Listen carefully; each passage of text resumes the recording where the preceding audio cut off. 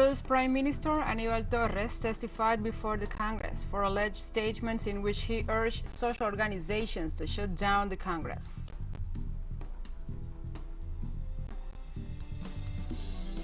In Spain, firefighters combat a forest fire in the Valencian community that has so far consumed nearly 19,000 hectares. In Sri Lanka, thousands of university students rallied demanding the abolition of the executive presidential system and the drafting of a new constitution.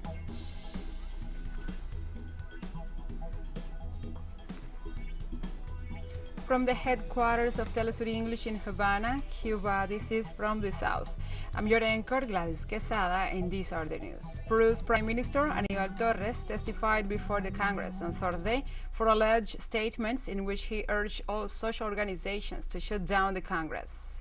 For some congresspersons, the Prime Minister committed a constitutional crime when he allegedly promoted the closing of Congress during a meeting with the Unionists. However, Torres expressed that he never said that the Congress should be closed, as promoters of his censorship claim. Meanwhile, hundreds of workers in the Andean country mobilized in support of the government of President Pedro Castillo, who has repeatedly denounced intentions to overthrow him in a undemocratic manner.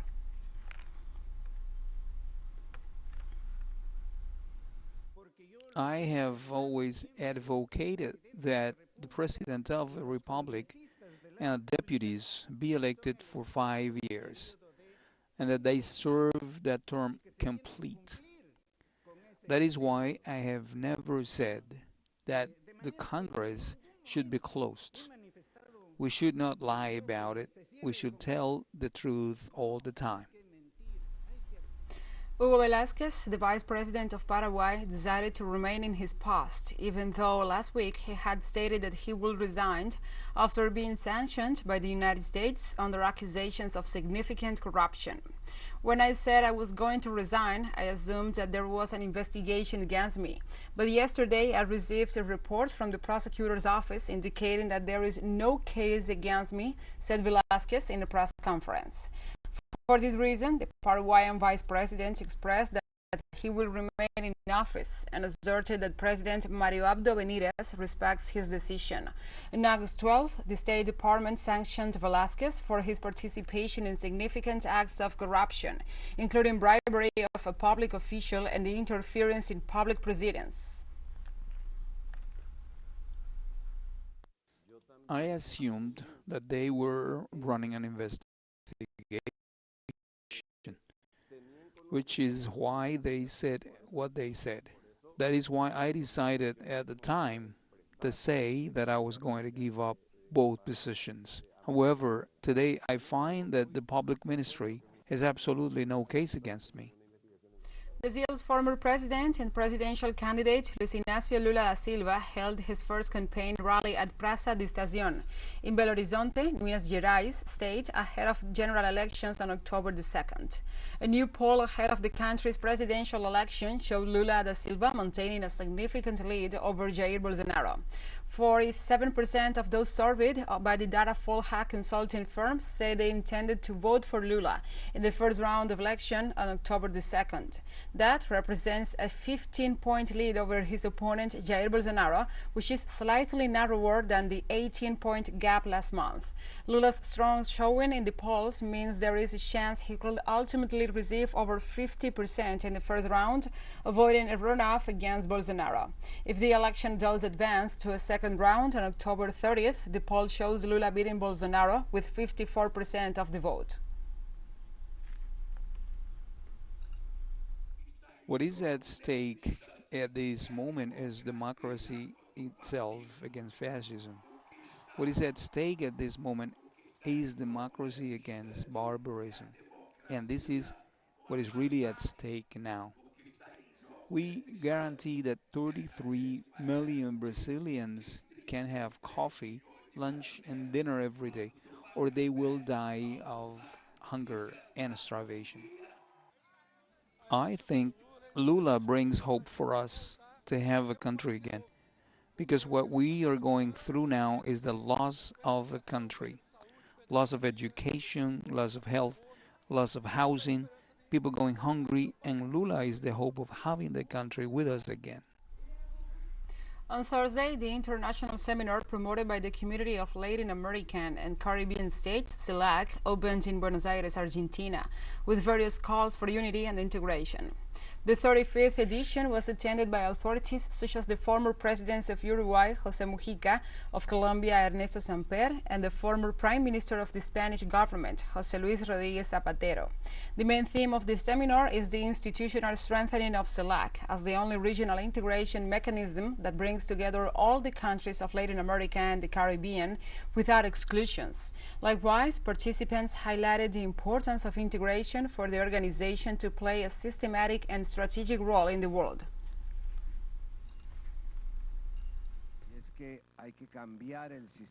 We have to change the multilateral system, and the multilateral system of the future is not going to be like the current scheme of a board of directors of a Security Council that they won in the Second World War, and of an assembly of people who say a lot without being taken seriously.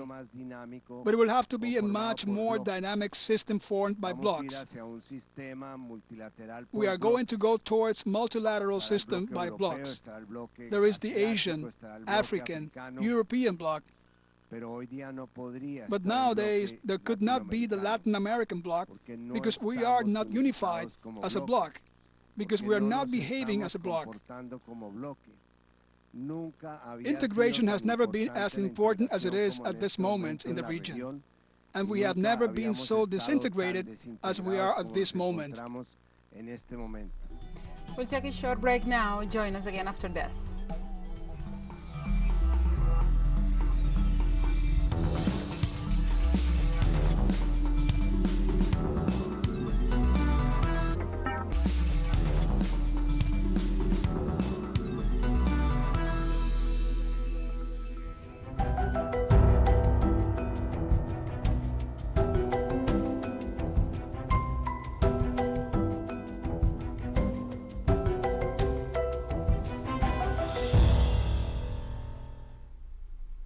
Welcome back to From the South.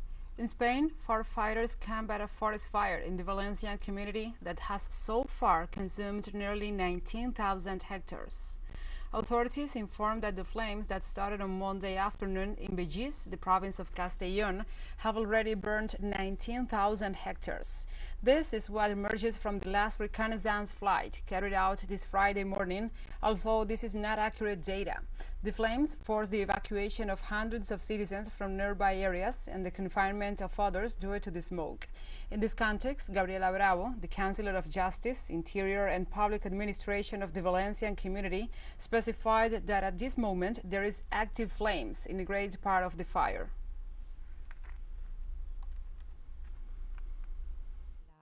In the southeast area, especially in the area next to the monastery of Cueva Santa, where the fire is more intense, there we have sent both terrestrial and aerial means. At this moment, we have an active flame in most of the perimeter. Italian firefighters struggled to extinguish wildfires in Sicily as blazes broke out in different locations in Palermo province. Several firefighting teams attempted to contain the flames, along with Canadair waterplanes. High temperatures and strong winds worsened the situation, spreading flames all over the woods, which reached the highways between Palermo and Catania. A huge fire on the island of Pantelleria the previous day forced thousands of people to flee their vacation villas overnight.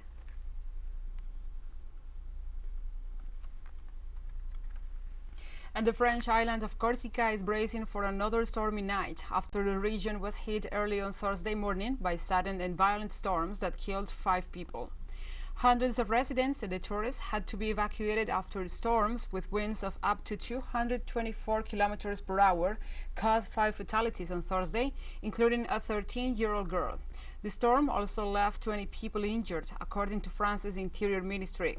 The French Meteorological Service issued another warning of severe weather for the island on Friday, although it said that the expected storm wind gusts during the night will be much less violent than those experienced on Thursday morning.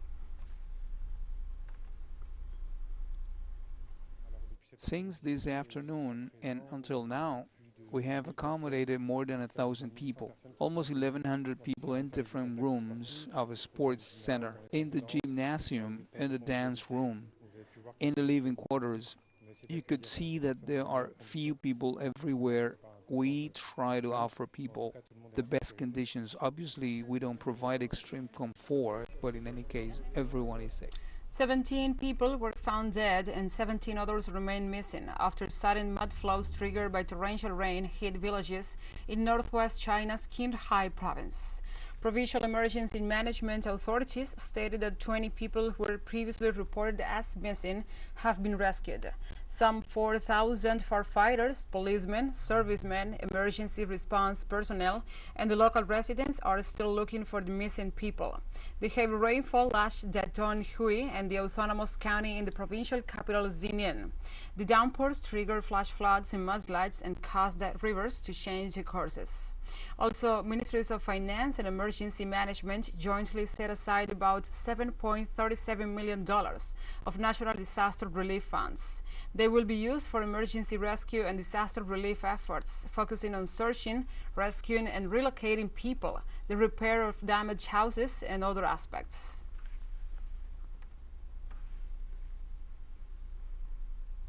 We move on to other topics. Public transport workers in London held fresh strikes on Friday over pay and conditions, cutting services on almost all underground and overground rail lines that link up the United Kingdom capital. The latest demonstrations came during summer of industrial action across Britain, with workers in various sectors pushing for pay rises in line with decades-high inflation and the soaring cost of living. The Rail, Maritime and Transport Workers Union, which represents the majority of workforce, called on Friday's strike over job cuts, pension security, pay and changes to working practices. So far, the government has taken a tough line on strikes, vowing not to participate in the talks.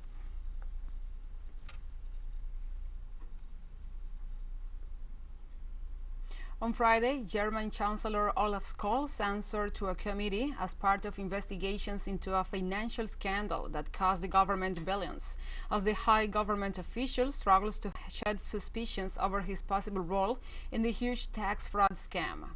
Scholz identified and testified for the second time to the parliamentary committee in Hamburg, which is probing whether the local political figures helped the bank avoid paying back falsely claimed tax rebates. The current German chancellor was the mayor of Hamburg from 2011 to 2018, when he became finance minister in the cabinet of the then chancellor Angela Merkel. First exposed in 2017, the COMEX scam involved numerous participants swiftly exchanging company shares amongst themselves around dividend day to claim multiple tax rebates on a single payout. Dozens of people have been indicted over the scandal, including bankers, stock traders, lawyers, and financial consultants.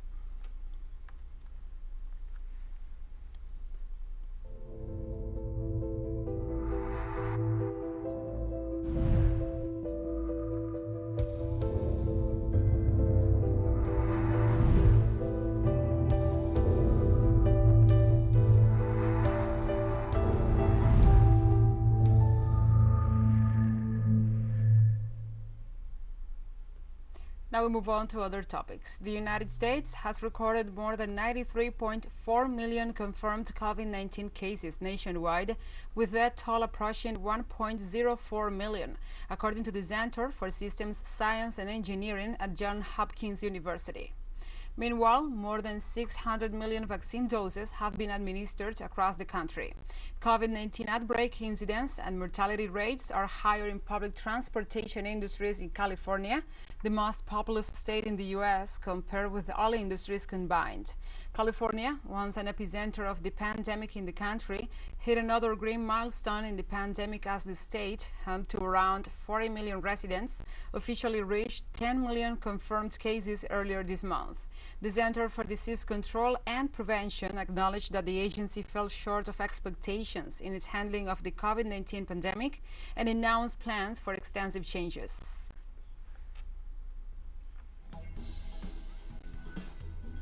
And we'll have more news coming up after a final short break, so stay with us.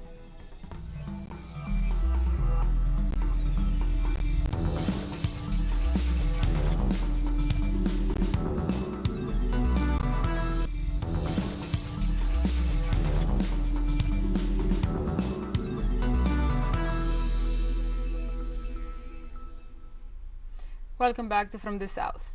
In Sri Lanka, thousands of university students rallied on Thursday demanding the abolition of the executive presidential system and the drafting of a new constitution that may affirm the power of the people.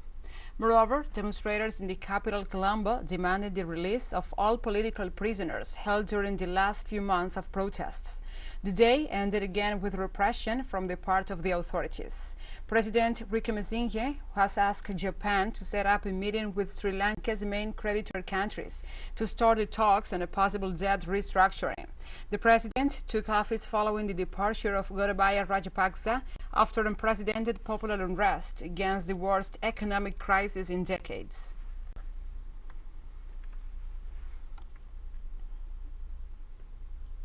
In Afghanistan, teenage girls have been barred from school and women are required to cover themselves head to toe in public with only the eyes showing. The latest restrictions come despite the Taliban promises not to return to the strict limits of women's rights of their previous rule. The loss of women in the workforce has also come at a big cost to Afghanistan's ailing economy. While young women remain banned from the classroom, a generation are facing the prospect of being denied the right to education. Taliban officials have publicly insisted they will allow teen girls back into school, but say time is needed to set up logistics for strict gender segregation to ensure an Islamic framework. In the first week, we were scared and worried because we had no permission. After a week, we opened the salon and they told us that we don't have permission to work and that we should close it. So we went home. After a few days, they said we could reopen the salon, but that we must wear the hijab with the black veil and should have long scarves and that our faces should be covered, and then we can come and start to work. If this government stays, I will leave my country to further my education, and I will not come back while this government exists here. And Kim Jo-jong, the North Korea's State Affairs Commission member and the sister of President Kim Jong-un, dismissed South Korean President Yoon Suk-yeol's offer of economic benefits in exchange for the nuclearization measures. Kim Jo-jong said that the government will never sit face-to-face with him, whatever offer he can make. The words by North Korean leaders' sister come 4 days after Yoon proposed a plan for economic assistance if Pyongyang authorities opted for the nuclearization. Kim Jo-jong said the plan proposed by the South Korean government is identical to that put forward by South Korea's previous conservative president.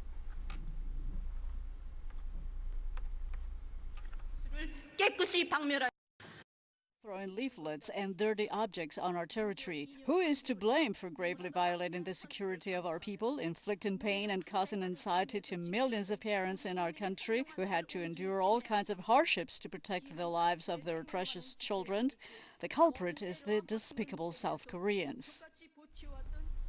And devotees from all over India are celebrating the annual 3-day Hindu dance festival in homage to the snake goddess Manasa. The festivities take place at the Kamyaka temple in India's Assam region. During the ceremony, believers paint their bodies red and dance with sacrificed pigeon and goats. This tradition dates back 319 years. However, this is the first time it has been held since the pandemic began in 2019 due to the health restrictions. Those who participate in the festival believe they will receive the powers from the snake goddess. The Odani festival is quite big for us. Every year, this festival starts at the Sankrant of the year Hindu Shravan and Bhadra, and it continues during 3 days at the temple of Kamakya. And the Indonesian President Joko Widodo announced that the presidents of China and Russia might attend the G20 summit to be held in Bali. At an interview with Bloomberg Media, Widodo said that both Russian President Vladimir Putin and his Chinese counterpart Xi Jinping plan to attend the G20 summit to be hosted by his country. However, such attendance has not yet been confirmed by the offices of the Kremlin or the Chinese government. The presence of the presidents, Putin and Xi Jinping, at the meeting could set up a confrontation with American President Joe Biden, as it will be the first time they will meet in person since the start of the Russian military operation in Ukraine and after the tensions with China over Nancy Pelosi's visit to Taiwan.